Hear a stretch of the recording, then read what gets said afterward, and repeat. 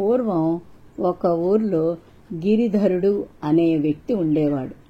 ఆయన మంచి మాటకారి, సమాజంలో మేధావి అనే పేరుంది. దీంతో గిరిధరుడికి విపరీతమైన గర్వం వచ్చింది. అందుకే తనకన్నా తెలివిగల వారిని ఎవరైనా నిరూపించుకుంటే తాను 1000 బంగారు నాణాలు ఇస్తానని ఇంటి ముందు పెద్ద పలక మీద రాయించాడు. ఈ విషయం తెలిసి చుట్టుపక్కల గ్రామాల్లోని చాలామంది ప్రజలు పోటీకి వచ్చి ఓడిపోయారు. ఓ రోజు గిరిధరుడు ఇంటి ముందు నుంచి కూరగాయలు అమ్ముకునే వ్యక్తి వెళ్ళసాగాడు.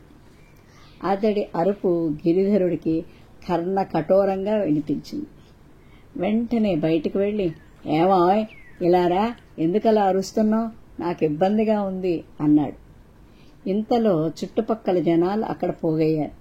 అయ్యా, నాకు ఇదే జీవనాధారం అన్నాడు కూరగాయలు అమ్మే వ్యక్తి.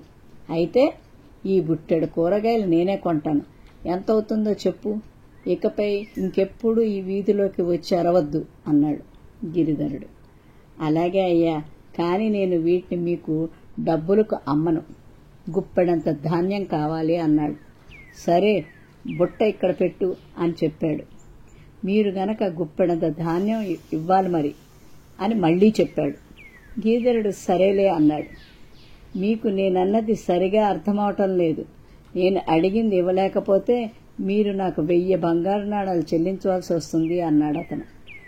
ఈ చుట్టుపక్కల ఊళ్ళోనే నేనే అత్యంత తెలివైన వాణ్ణి, అర్థం కాకపోవడం ఏమిటి అనుకుంటూ లోపలికి వెళ్లి గుప్పెడు ధాన్యం తీసుకువచ్చాడు గిరిధరుడు. అప్పుడు ఆ కూరగాయలు అమ్ముకునే వ్యక్తి, నేను అడిగింది గుప్పెడు ధాన్యం కాదు, గుప్పెడంత ధాన్యం, అంటే గుప్పెడు పరిమాణంలో ఉండే ధాన్యం అన్నాడు. దీంతో గిరిధరుడు గర్వం పటాపంచలైంది. చుట్టుపక్కల మూగిన జనాలు చప్పట్లతో కూరగాయలు అమ్ముకునే వ్యక్తిని అభినందించారు. ఇక ఇప్పుడు అబద్ధం ఆడటానికి లేదు. దీంతో గిరిధరుడు అతడికి 1000 బంగారు నాణాలు ఇచ్చాడు.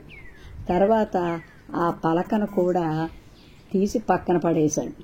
తెలివితేటలు ఏ ఒక్కరి సొత్తు కాదని అనుభవపూర్వకంగా తెలుసుకున్నాడు గిరిధరుడు. అప్పటినుంచి ఇంకెప్పుడు ఎవ్వరి ముందు తన గర్వాన్ని ప్రదర్శించలేదు.